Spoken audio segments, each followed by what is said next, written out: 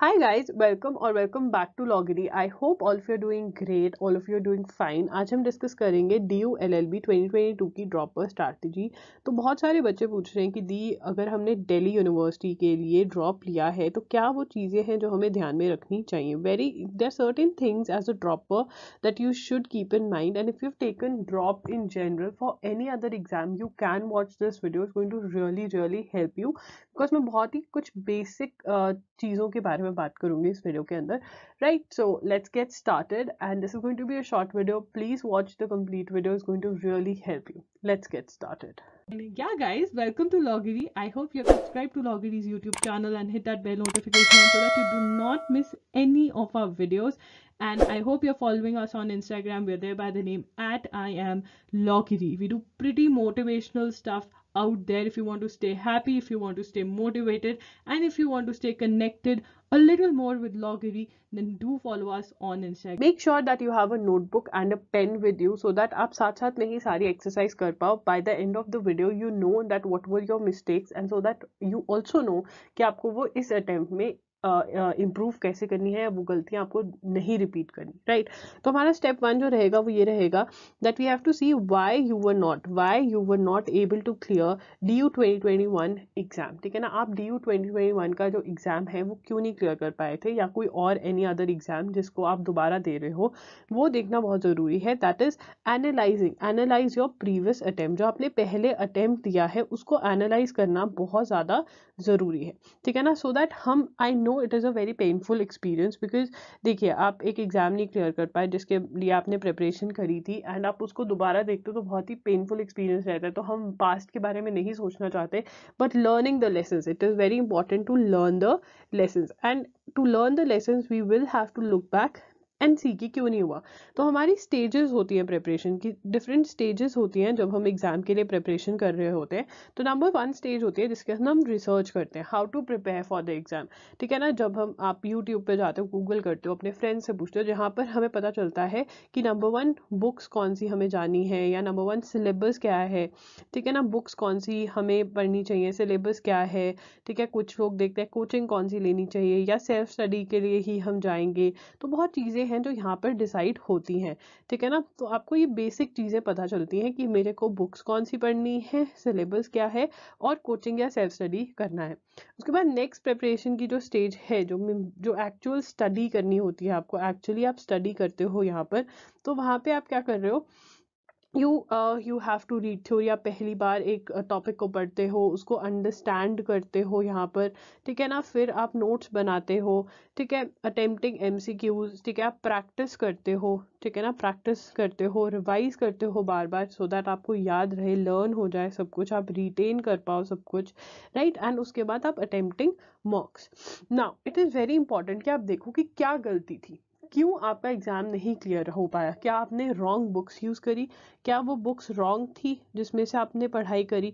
ठीक है, बहुत बार ऐसा होता है कि आप गलत बुक्स पढ़ते हो. ठीक है ना, क्या आपको करेक्ट सिलेबस नहीं पता था. बहुत बार जब बच्चे मेरे साथ 1-on-1 काउंसलिंग के लिए ऑप्ट करते हैं, तो हम बहुत बार we reach a conclusion. And I want to tell you guys that you can also book a 1-on-1 session with me. अगर आपको नहीं पता चल रहा है कि मेरी क्या गलती थी, क्यों नहीं हुआ, please book a 1-on-1 session with me. It is a paid session. You will find all the details in the description box. But हाँ, अगर आप खुद वो प्रॉब्लम फाइंड आउट कर सकते हैं तो उससे बढ़िया बात नहीं हो सकती. राइट, तो सिलेबस गलत था, आपको लगा कि ये टॉपिक्स पढ़ने हैं बट आपने कुछ और पढ़ा, ऐसा कुछ था. या आपने you went for coaching and वो आपके लिए ठीक नहीं बैठी. बहुत बार ऐसा होता है. ठीक है ना, तो वो सारी चीज़ें क्या ये थी, अगर ये थी तो you can write okay fine, मेरी बुक्स गलत थी, मेरा सिलेबस गलत था, या मेरे कोचिंग, वो आपको पता चल जाएगा. क्या एग्जाम में कुछ ऐसे टॉपिक्स आए थे जो आपको बिल्कुल भी नहीं पता था, क्या आपकी जो बुक्स थी उसमें से आपको समझ नहीं आ रहा था, या आपने कोई ऐसी बुक पिक कर ली जो कि आपके एग्जाम के साथ तो बिल्कुल मैच ही नहीं करती थी. So you need to write it down in your notebook right now. Right now from where to get to know कि कौन सी बुक्स पढ़नी है, सब कुछ क्या करना है, I have already done a video DU 2022 को लेकर कि आप कैसे प्रिपेयर करोगे, and I have also given you a schedule. Obviously you going to check out that video after this video.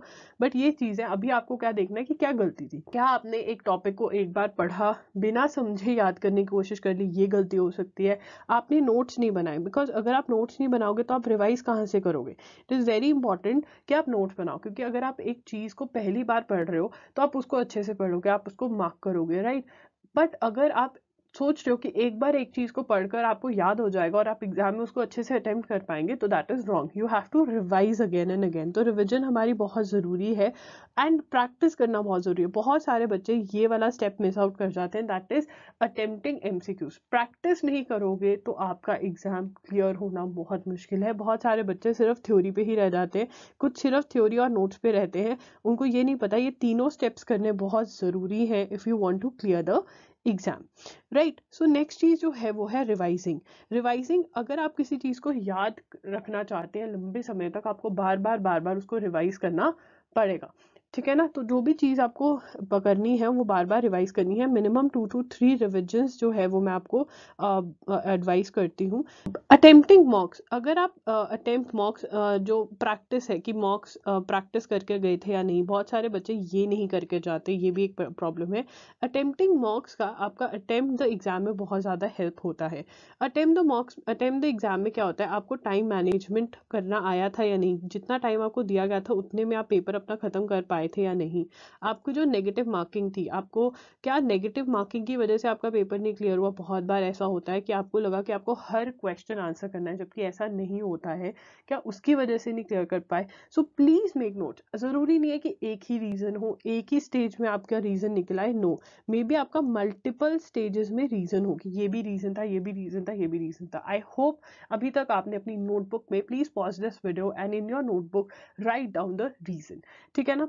तो once you have found the reason, we'll move forward. Step 1 के बाद आपका स्टेप 2 आता है, that is categorise the topics. अब आपने कुछ ना कुछ तो सिलेबस में से पढ़ा होगा, ठीक है ना. Please guys make sure that you watch my DU 2022 video, because उसके अंदर I have analysed all the previous year question papers including your 2021 question paper, and then I have come up with the syllabus. तो आपको वो correct syllabus पता होना बहुत ज़्यादा ज़रूरी है. Even if you have joined a coaching institute, it is very important कि आपको खुद सिलेबस पता हो. आप उनके पीछे लगकर एग्जाम की प्रिपरेशन नहीं कर सकते हो, बिकॉज वो आपको एक एग्जाम की नहीं बल्कि मल्टीपल एग्जाम्स की प्रिपरेशन करवा रहे हैं. So it is very important कि आपको पता हो कि मेरा मेन एम कौन सा एग्जाम क्रैक करने का है, एंड मेन एम जिस एग्जाम को क्रैक करने का है उसका सिलेबस आपको पता हो.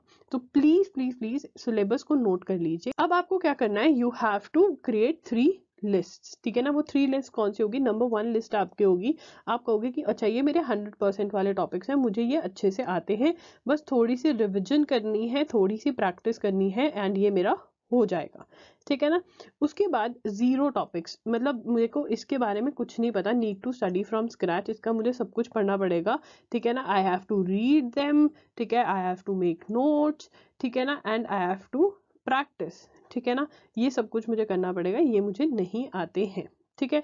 50-50 मतलब थोड़ा सा आता है थोड़ा सा नहीं. ऐसा क्या होगा कि आपको पता होगा कि मेरे ये वाले जो टॉपिक्स हैं ये मेरे लेस टाइम में हो जाएंगे, ये भी थोड़े से कम टाइम में हो जाएंगे, और मेजर टाइम मेरा इन वाले टॉपिक्स को जाएगा. तो आपको मेंटली बहुत ज़्यादा रिलीफ मिलेगा. ये जो चीज़ है आपको मेंटली रिलीफ देगी.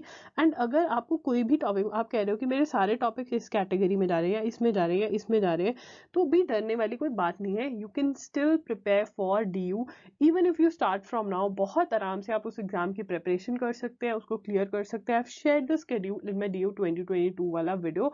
Have a look and you will see that I have given a ready-made timetable, right. तो ये आप करोगे एंड ये आपको हेल्प करेगा, क्योंकि पहले आपने इस एग्जाम की प्रिपरेशन करी है, तो वो आपको हेल्प करेगा कि अच्छा ये वाले टॉपिक्स मेरे अच्छे से मैंने करे हुए हैं, राइट. स्टेप 3 जो है वो ये है कि forget the past and move on. देखिए it is very very important, बहुत ज़्यादा इसेंशियल है कि जो पास्ट में हुआ वी हैव नोटेड डाउन, हमने नोट किया, नोटेड डाउन द लेसन्स.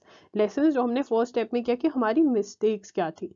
जब हमने मिस्टेक से सीख लिया तो अब what we have to do, we have to move on and we have to stay in the present, अपने प्रेजेंट में रहना है। एंड जब भी कोई क्वेश्चन आपका ऐसा हो, what if I am not able to clear exam, what will the people say, what will my family say, hardly matters, you have to give your 100%, you have to give your 100%, giving your 100% so that you don't have regrets। कल को आप ना कहो यार अगर मैंने ये अच्छे से किया होता ना तो मेरा हो जाता।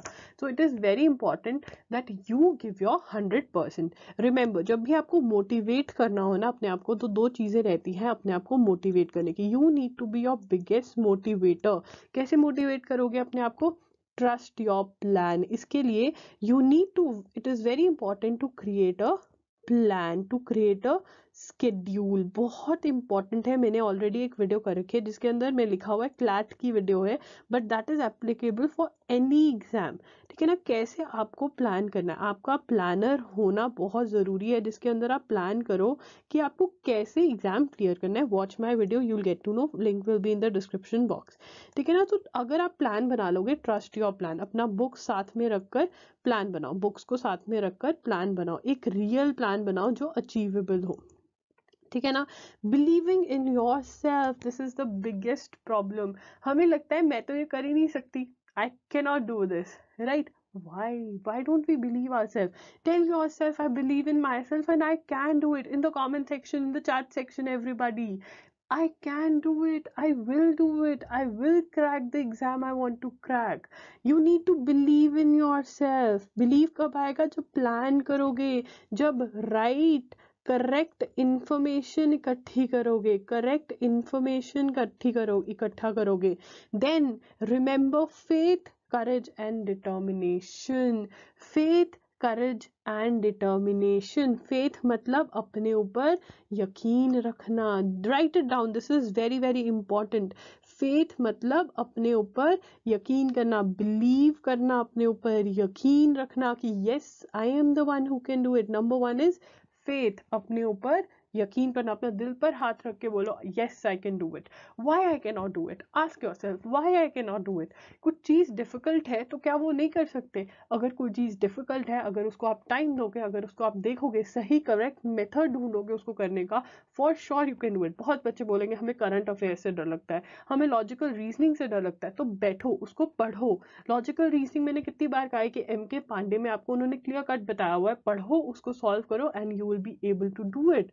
बहुत सारे बच्चे बोलेंगे मैथ से डर लगता है। बच्चे 2021 में सिर्फ 2 क्वेश्चन आए थे मैथ से, एंड अगर ज्यादा क्वेश्चन आ भी जाएंगे तो हम इतने बड़े हो गए हैं, हम ग्रेजुएशन कर चुके हैं कि अगर अब हम मैथ्स को समझने की कोशिश करेंगे, हमें ज्यादा समझदारी, ज्यादा अंडरस्टैंडिंग आ चुकी है, right? So believing in yourself that you can do whatever you want to do. Take control of your life, take control of your belief system। faith number 1।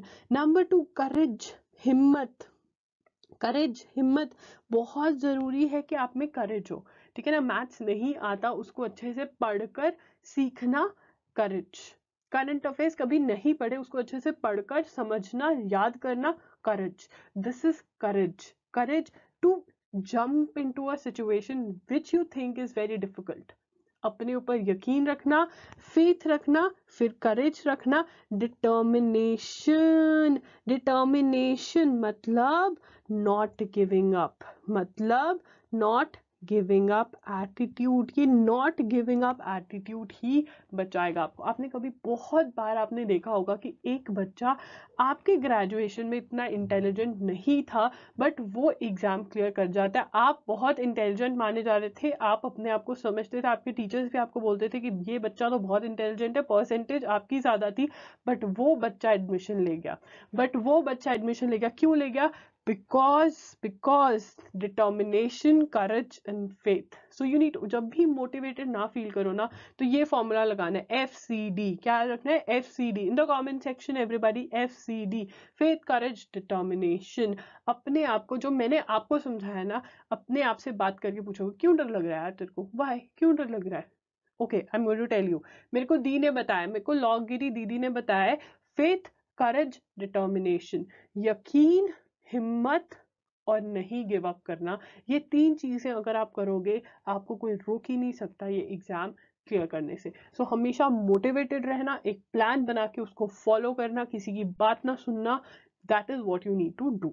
So guys that's it for today's video. I hope आपको ये video helpful लगी होगी। अगर आपको ये video helpful लगी, please like the video, subscribe to the channel and comment down below. As a dropper आपको क्या प्रॉब्लम आ रही है, how can I help you, and one request that I have for you, please watch my DU LLB 2022 जो recent video मैंने करे हैं, उसका लिंक आपको डिस्क्रिप्शन बॉक्स में मिलेगा। अगर आपको फिर भी कोई प्रॉब्लम आ रही है, you can chat with me on Instagram, I am there by the name @IamLogiri। If you want to book a paid one-on-one session जिसके अंदर आप मेरे साथ डायरेक्टली बात करना चाहते हो फोन पर कि दी दिस इज द प्रॉब्लम, मेरी प्रॉब्लम थोड़ी अलग है, या मुझे नहीं समझ में आ रहा है, आप मुझे बताइए, then you can book a paid session with me. You can also buy my Indian Constitution course. Indian Constitution का कोर्स अवेलेबल है जिसमें मैंने पढ़ाया, is really helpful. The link is going to be in the description box. So guys, that's it. Logiri signing off. You guys keep on studying. Take care.